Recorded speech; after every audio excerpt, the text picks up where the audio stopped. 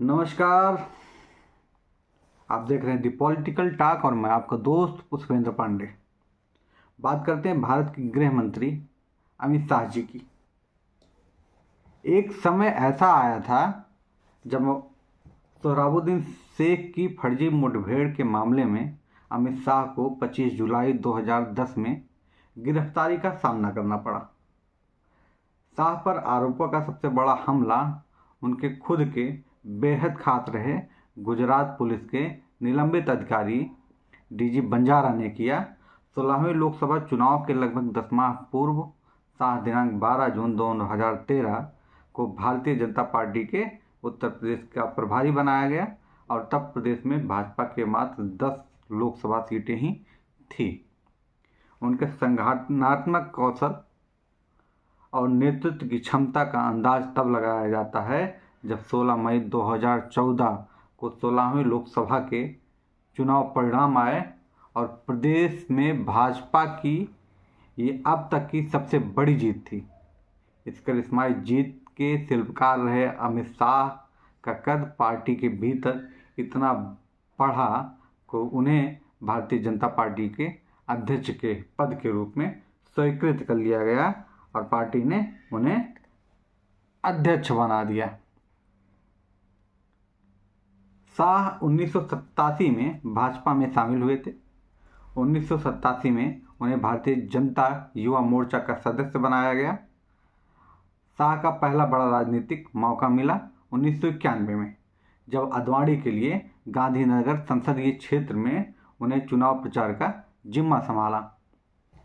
दूसरा मौका 1996 में मिला, जब अटल बिहारी वाजपेयी ने गुजरात से चुनाव लड़ना तय किया। इस चुनाव में भी उन्होंने चुनाव प्रचार का जिम्मा संभाला। पेशे से स्टॉक ब्रोकर अमित शाह ने 1997 में गुजरात के सरखेज विधानसभा सीट से उपचुनाव जीतकर अपने राजनीतिक कैरियर की शुरुआत की। 1999 में वे अहमदाबाद डिस्ट्रिक्ट कोऑपरेटिव बैंक के प्रेसिडेंट चुने गए। 2009 में गुजरात के क्रिकेट एसोसिएशन के उपाध्यक्ष बने और 2014 में नरेंद्र मोदी के बाद गुजरात सरकार की कैबिनेट में गए और क्रिकेट एसोसिएशन के अध्यक्ष बने।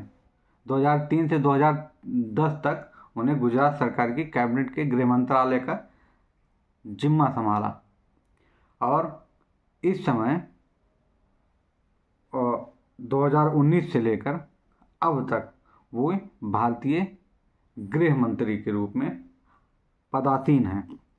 गृह मंत्री पद संभालने के बाद अमित शाह ने कई बड़े फैसले लिए। उन्होंने धारा 370 को हटाया। उन्होंने भारतीय आंतरिक सुरक्षा को बहुत ही मजबूत किया।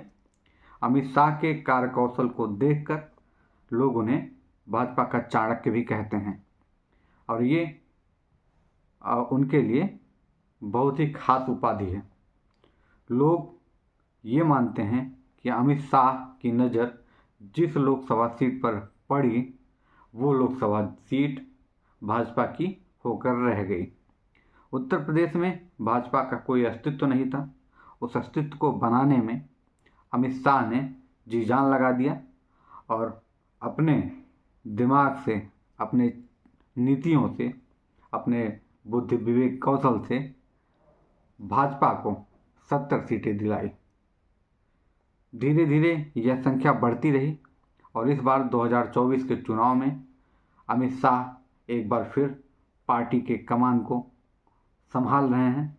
भारत के राजनीतिक गुरु जो कि भारतीय जनता पार्टी के लिए हैं, वो इस बार देखना है कितनी सीटों को भाजपा के पाले में करते हैं।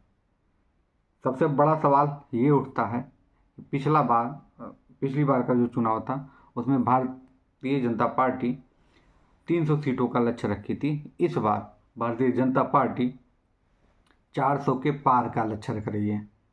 क्या भारतीय जनता पार्टी 400 के पार जाएगी? क्या नरेंद्र मोदी प्रचंड बहुमत की सरकार बनाने में सक्षम हो पाएंगे? ये एक गूढ़ सवाल है।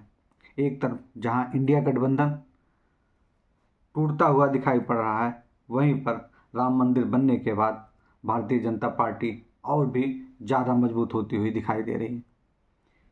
इस चुनावी खेल को हम आप तक पहुंचाते रहेंगे। आप देखते रहिए द पॉलिटिकल टॉक, और इसी तरह के जो प्रचंड नेता हैं, जो धुरंधर नेता हैं, उनके बारे में आप तक हम जरूर पहुंचाएंगे। तब तक के लिए आज्ञा दीजिए। नमस्कार। इस चैनल